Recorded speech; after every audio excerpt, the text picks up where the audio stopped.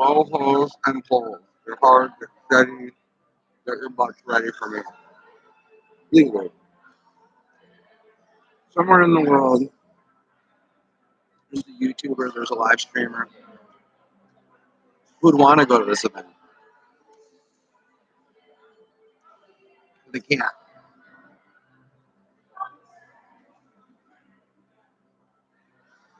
Not my fighting glasses.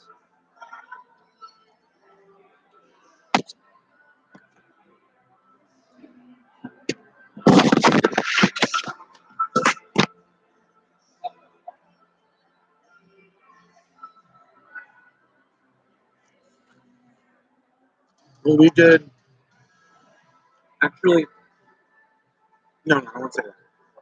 When we did the LA fashion, what was it called? Laugh? LA art, I don't, laugh. It's just laugh. When we did that show, the security tried kicking me out because I was fixing my hair. They didn't realize how hot I am. And a lot of my image is being uh, photogenic. And you have a bunch of celebrities bumping elbows and shoulders. And like that one chick from Back to the Future rubbing her tits on me when I'm trying to sing karaoke. Like, get off me. They'll do anything to push you off. And I know the people in the future watching this wonder why we were so weird. They didn't know their own market.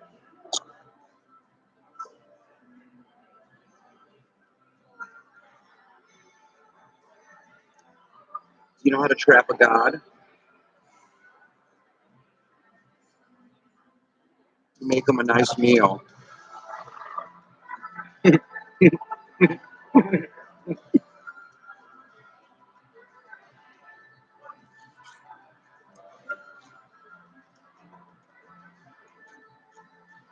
They asked me over and over again, who invited you?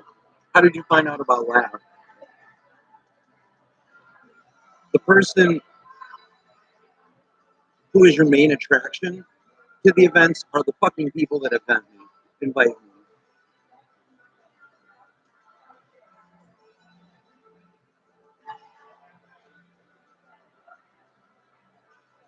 And time again, they don't learn. They don't learn that there's no events without people like me.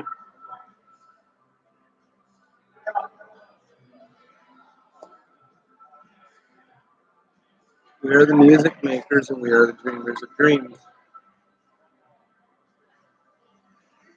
We create your destiny. And when you steal from us, you're stealing suicide. Because it's an incomplete dream.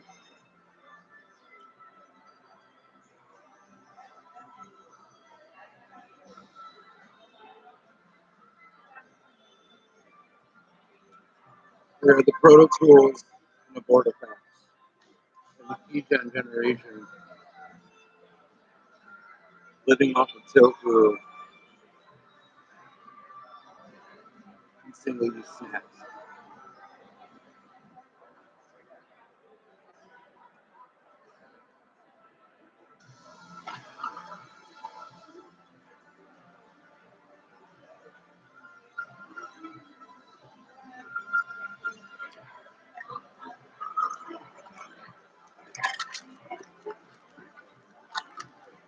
Here's the issue with the restaurant. Tortillas are hard to cook. We do grease around the edges and then we fry them. I personally like putting them in the toaster. I see other businesses and they do falafels, lavash. This can go in the toaster too. For some reason, people to cook food of ethnicities of their families or country seem to be pigeonholed by the fact of tradition.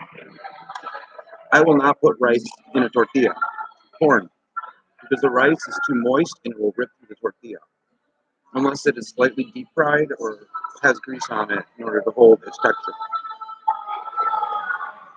The sandwich probably doesn't meet whatever standards.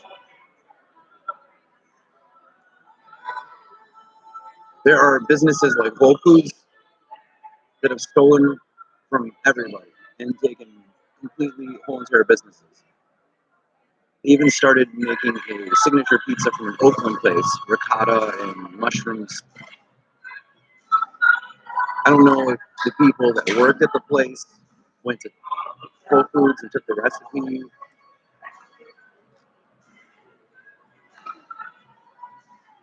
The point is,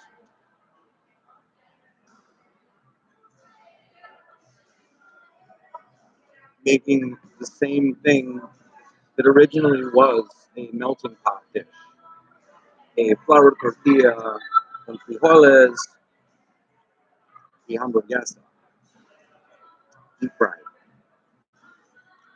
Es comida tejano, tejano. Lo mismo como los nachos. They're made for Americans, for people in a hurry.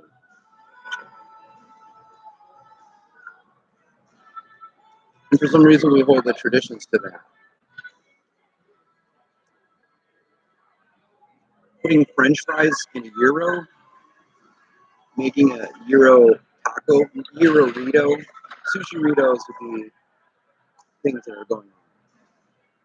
People stand and watch as they lose money, as they bleed out thousands and thousands of dollars paying for meats and tomatoes, fresh products, when there's a company that they themselves buy this stuff in bulk. They throw it away in larger amounts than this small company sells.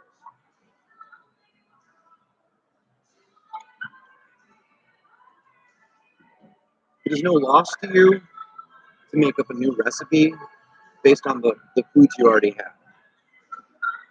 There's no extra zeros tagged on when you already have a waste of rice, beans, lavash, your hummus. All of that stuff can go into tortillas or anything that you have there. But they insist on separation.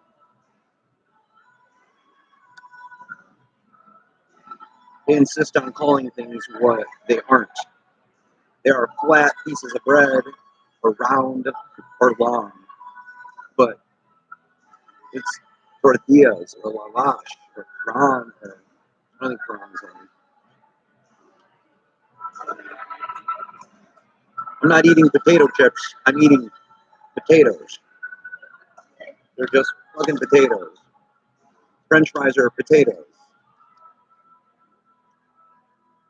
I think one day we'll learn that we are all segmented,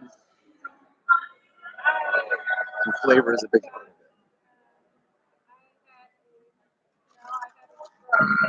What is this? It's tomato.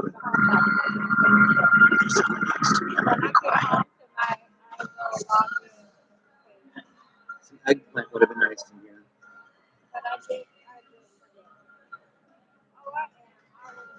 No sauce. Bread's cold.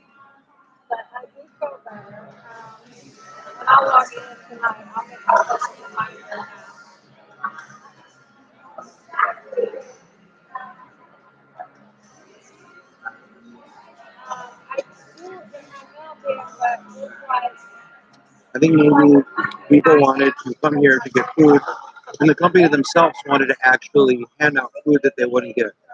They wanted to actually sell less or give out less turkey in order to actually do more to the people by making them actually try other things.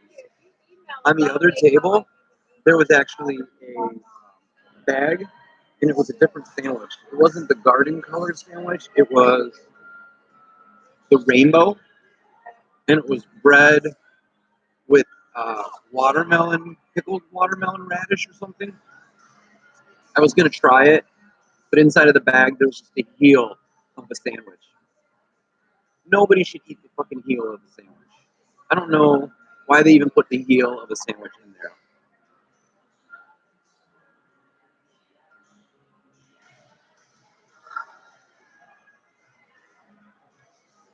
I like eating the heel. Maybe it should be cut up and put into something, but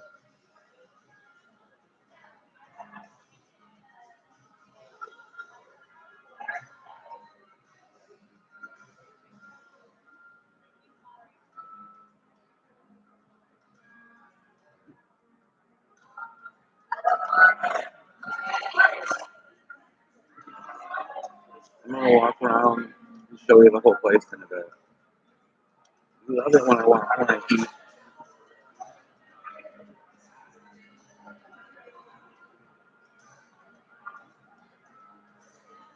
It is impossible to get a Facebook lanyard if you're in Chicago or Florida. We'd have to buy it on eBay or something. Which StockX.com? Holy shit, have you checked that out? This is my ad. I'm sponsored by StockX, which if you don't have good internet, it doesn't work because there's so many fucking flash and flickers going on. So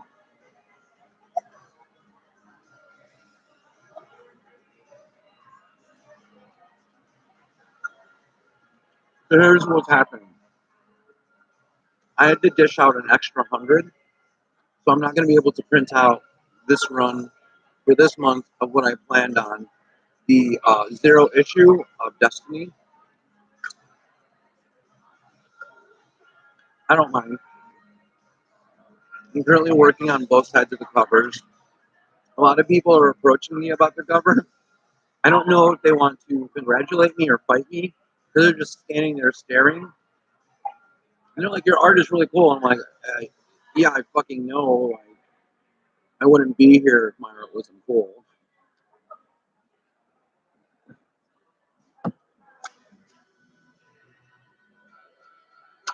There's a privilege to safety. If you're a writer and you're working on writing, no one's going to come up and say, man, whatever you're writing looks really cool.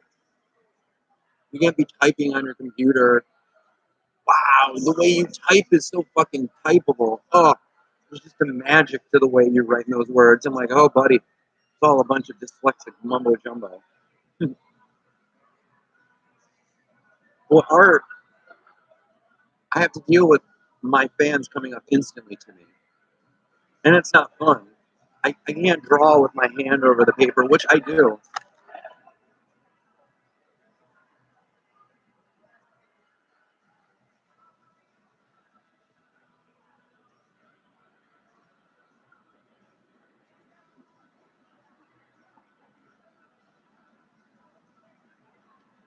I like the fact that the music I grew up with now is kind of like the elevator music. In Guantanamo Bay, they played like Slayer and death metal. Not death metal, they played metal. And now to drive people crazy, they play happy music because people are pissed. People are angry. They want to eat death. They're Death Eaters. Death Eaters dealing with the dead zone. The dead zone's where you're bored, and they are the Deadpool. Deadpool. Did you see the X and Y's? No. The Deadpool are the people who are afraid of other people. That maybe they don't have a future, they die in the future, or they don't have kids, or they don't care. Like they hide all the time, hide in their room. They're so replaceable that, like Deadpool, they're just an outfit. The Deadpool is anybody who follows a path of whatever and doesn't really market themselves. And that's okay. You can be that.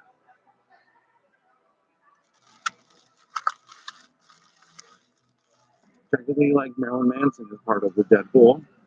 You go to one of his shows, every single person looks like him.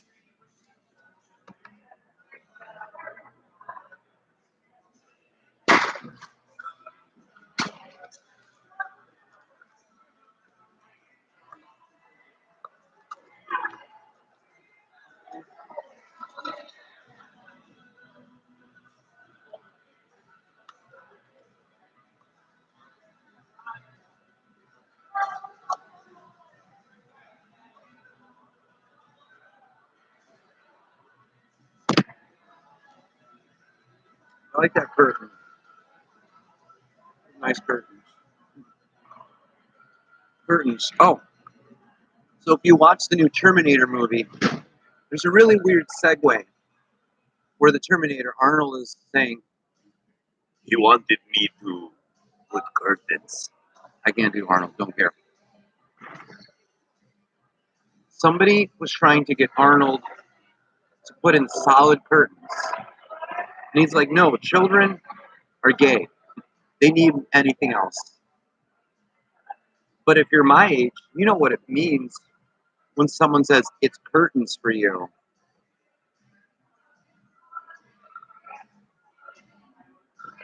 I'll give you a second to remember. Curtains. So this will be in my book Destiny. This is among things that I see that sometimes maybe people don't get. And they're jokes, but Arnold's telling you a joke. Arnold is telling that girl, which I'm explaining like 3 pages of drawings and weird things. You'll get to read it in Destiny later when you see it. But Arnold is explaining the fact that he is the same robot. He is like a Heaven Protocol robot, a Utopia robot. And he remembers going back in time to kill John Connor. So he became good because he decided not to kill a child. So the joke is somebody told him to go back in time and kill a kid. And he said, no, I'm not doing what you want. I'm not giving you the curtains you want. So he waited till that kid was an adult, and then he killed him. Now you get the joke.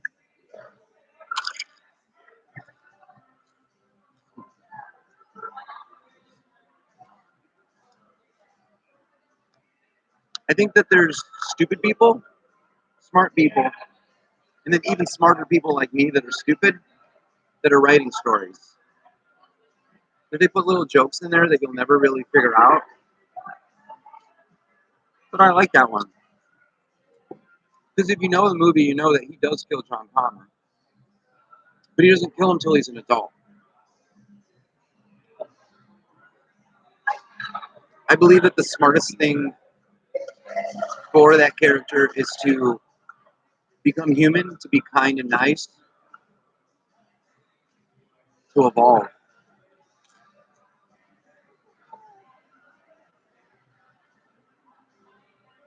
I know you've seen all the Terminator movies, so it would make sense. It's not about what you're going to do with your future. It's about the fact that you know what your future is and you try to fight it. And that movie is about they know something's coming, but they're going to do something different. And no matter what, Sarah Connor did the same thing over and over again. She worried and she fought instead of doing something different. Sarah could have killed her kid. She could have went to McDonald's. She could have had a pizza party. She could have did anything.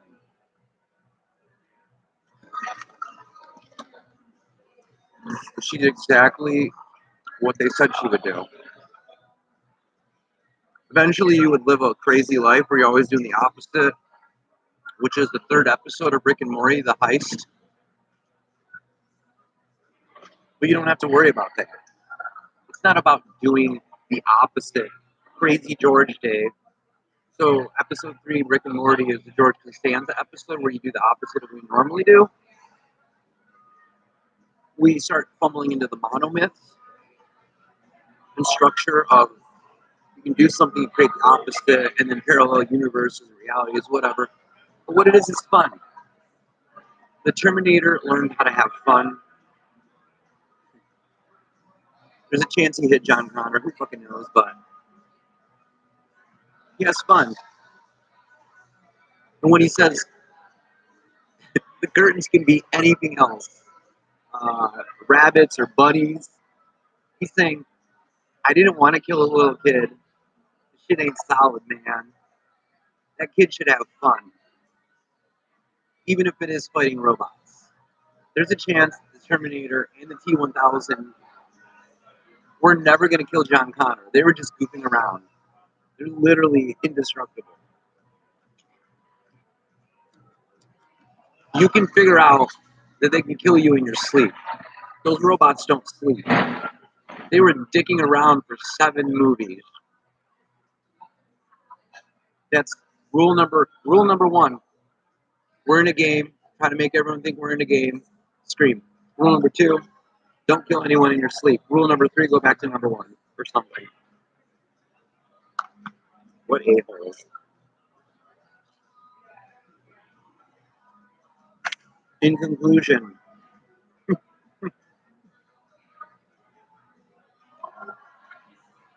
poison apple is not knowledge. It is the forgetting of fun. I'll have to show you around.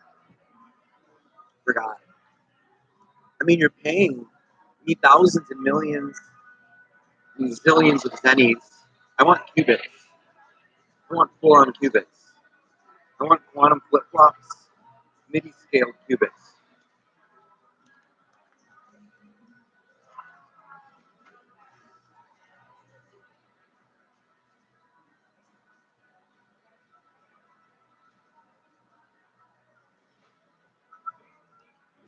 I don't know what this apple. Oh yeah, my hood. I had a hat in my hood.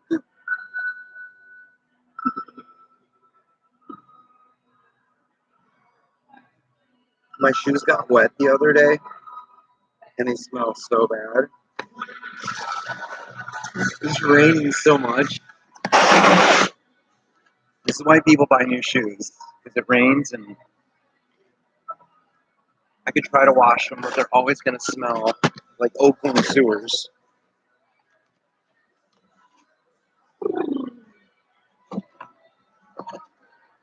All right, so we have our press food area. We have a photo station behind me. So they're taking profile pictures. I guess this is like a mobile Facebook station.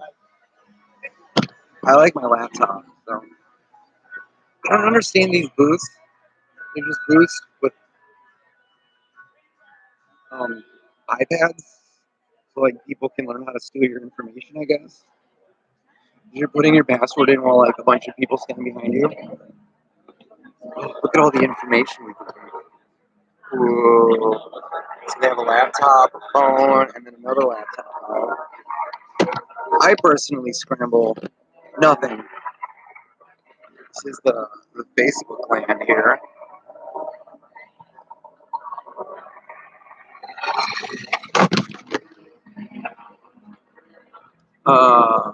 So double quantum encrypted passwords. By making a password that you normally have, and then making up a new password that sounds really good, and then mixing them, going back and forth and taking fragments of each password until eventually you get a jumbled up George Costanza password, and then you add in new numbers and you create a brand new password based off a bunch of random things that you never ever thought of. So say like your password is frog10, and then you really like this old password you had. I guess I don't want to say. Restaurants, the McDonald's 52. McDonald's 52. You would take them, and then you would combine them. And before that, you would take frog 10, change the letters, frog robot, robot frog 10, robot frog 13, and then the other side, you would take the other password, And then you'd slowly merge them together.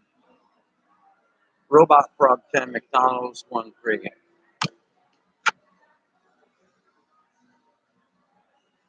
And then you do the opposite. The opposite of a frog, wombat, opposite robot, McDonald's, Burger King. So wombat, possum, frog, opposite numbers would be 60, 70. Wombat, possum, Burger King, 2070. By that point, you have created a brand new password based off of the fact of your original passwords. Everyone tries to create new passwords based off of things they like, but they never created passwords off of things that sound good and in combination with things that they don't like. By smearing them together, you get a brand new self-scrambled password. So it's I guess, what is it? When you do the coin? Ching? No, that's what it is. Tai Ching.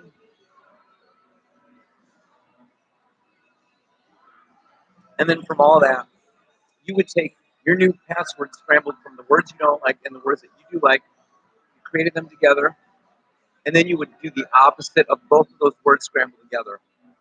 So it is yes, no, scrambled, no, yes, scrambled, no, yes, no. And then at the point where you get them all together, yo, you do the opposite. So it'd be donut. From there on, you would split it out and you continue to do that. If you created another password, and then that's your new completely scrambled password. I have no clue what it would be called. It would be a double reverse encryption. Because people don't know how to deal with their passwords. And that's what this event is about. It's about the fact that they got to be comfortable with their passwords. Most of these people have like 70 accounts. They don't realize they're all Facebook. Instagram is Facebook. Tumblr is Facebook. And they have a bunch of passwords when it's the same password. Every time Facebook links up to another program, it's because you're using the same password.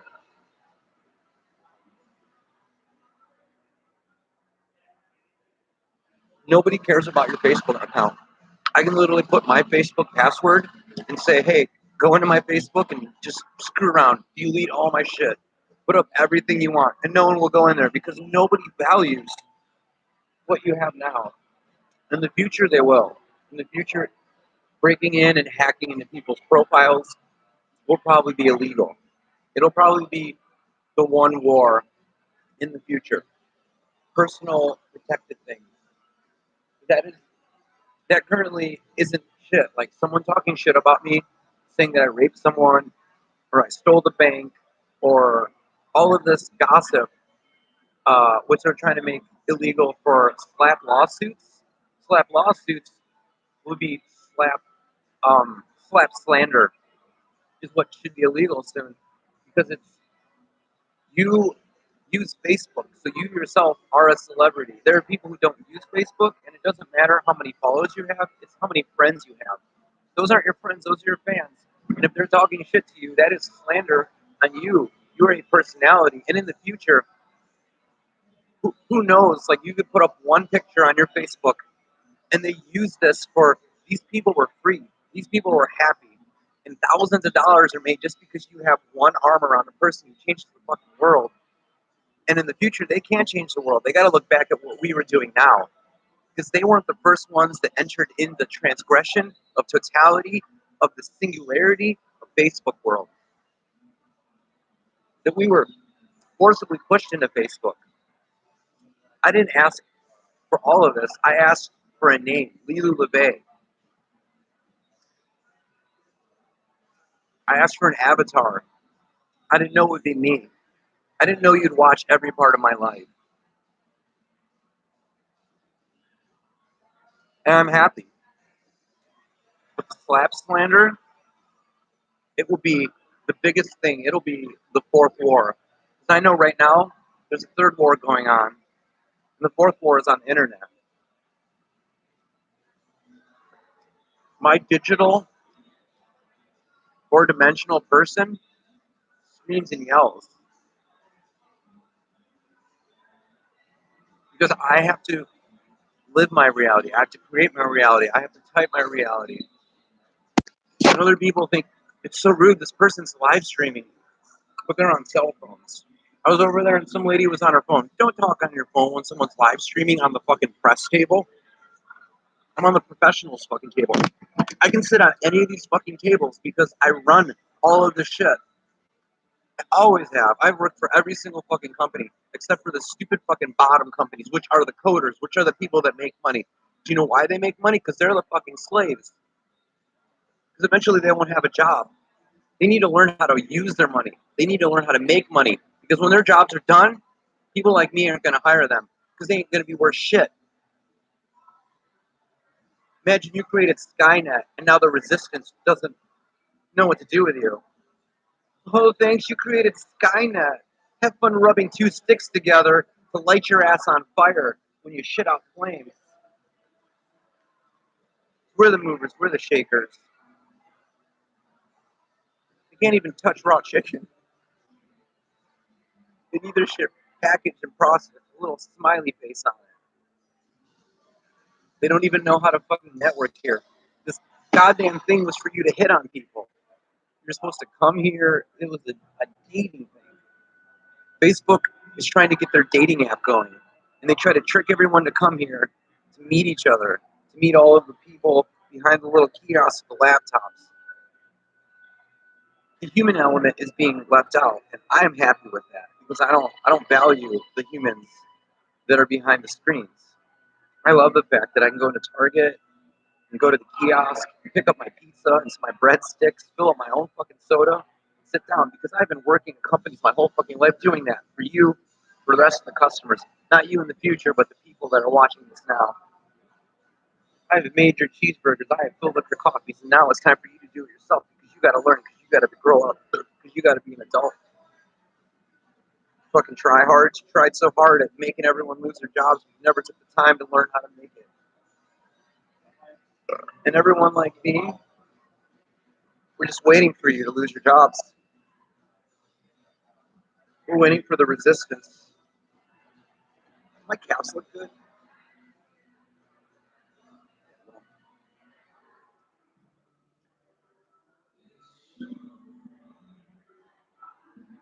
They make obsolescence thing is reachable. You gotta hope and pray for obsolescence. It isn't a marketing scheme anymore for you to make a product that you're going to need a new product. Sometimes I felt bad for creating products that eventually would fall apart. But I believe and love ephemera. There was a kiosk where someone's doing something on the computer and they have their iPad and then they turn over and they write on a piece of paper, on a pamphlet, with a little pen with a flamingo on it. That shows you that they know that we value paper. We value killing trees. But that's not what it is. We want something concrete. Some people value the human element. They value that whatever they have, someone will find one day and appreciate it. And Facebook dating isn't going well. I personally have 20 to 30 people like me. I have it set to cis women, females, femme. I don't even have it set to trans men. And every single person, except for a few people, are men. Just men are liking me on Facebook. And it literally says men. Like, this isn't like somebody who's trans or it's not even like a guy who's queer. It's just straight up like some dude who looks like he's selling something on like LA shoes and apparel. Like, I shouldn't be matched with that. So all of these people coming in are people who don't have jobs. They don't understand that this is a job convention. All the people behind the kiosks are people who, for some reason, have jobs. Even the grid, when the grid crashes, they'll still have a job. And what everyone was doing is coming here, unbeknownst to them, they should have been asking the workers, "What is your fucking job? What is it you do? Because you're coming up to me and asking me what I do. I do any of these things on here. But you, all you do is ask me questions and you hold a little piece of paper. You're a pencil pusher, a number pusher. We're the pencils. So I want to know when all of this falls apart, what is it that we can do for you? Ask Jeeves is very, very a thing. Because those people are search engines. I like that. I like that for them. These search engines are dates. Everyone's gone. This is a full day to sit in a nice place, to have a conversation with search engines, and maybe exchange info. Because I have lived in Oakland for half an aeon. Decade is 10 years, right? Aeon is 5, I don't remember. 20? Anyways, Pandemian Aeon is a decade in which all evil has become there. Anyways, I've lived in Oakland for at least an aeon, and I've recognized one person here, and they work with press.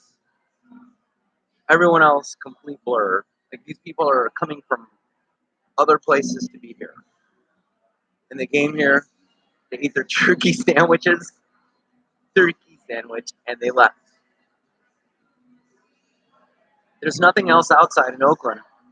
There's just a bunch of people who don't live in Oakland that have somehow managed to get money from GA.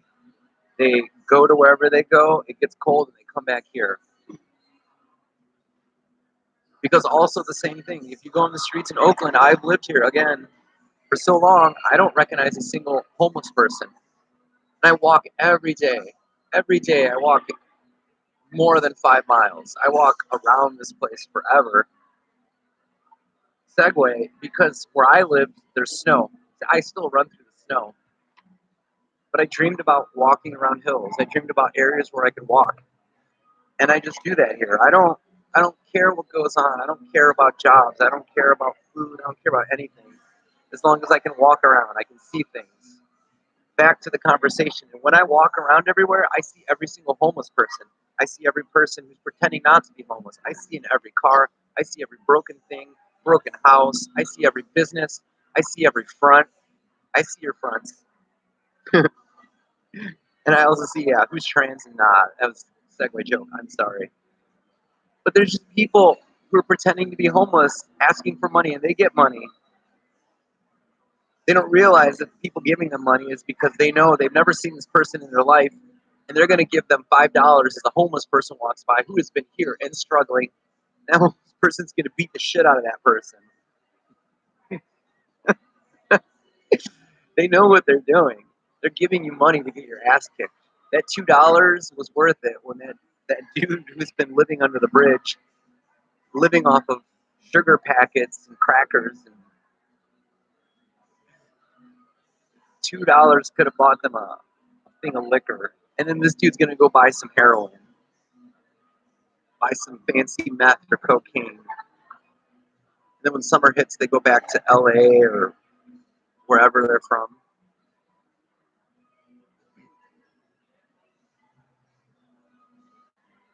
Eventually it'll ooze. What's happening here will ooze into society. That everyone's working really hard out there, and there'll be no jobs here. And we'll just walk around. People will follow me. Just walk around on our phones, talking about. Remember when we used to have jobs? Not in a bad way, but like the only people that are going to work are kids. Kids are the only people that should work. And they should get paid to go to school.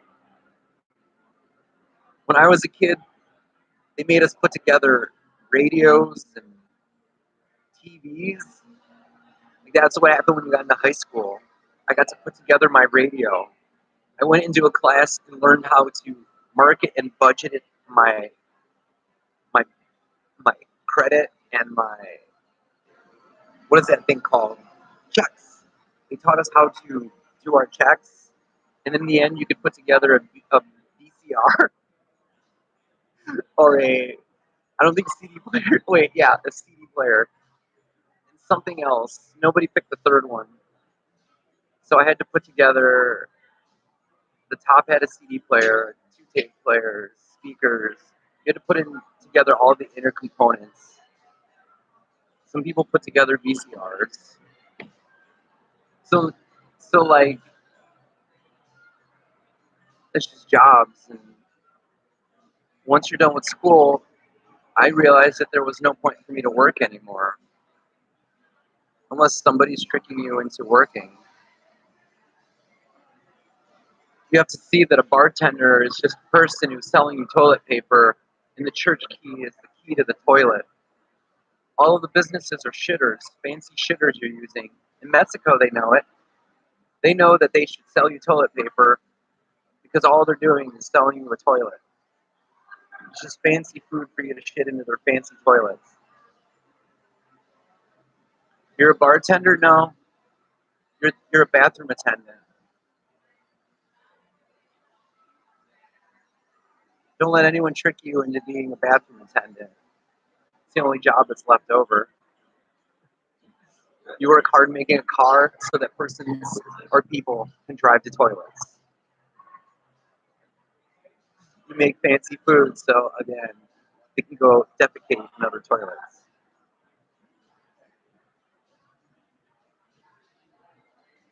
The people working very hard in the cold places shouldn't be there. I'm sure that all of them can live in warm places, but they hold themselves down to believe that work is important. They roll up their sleeves and they fill up dumpsters of green beans. Automation is coming in. There's no reason for you to have a home, for you to stay in one place, except for making people suffer. I'm depressed now, so I'm going. Late spades.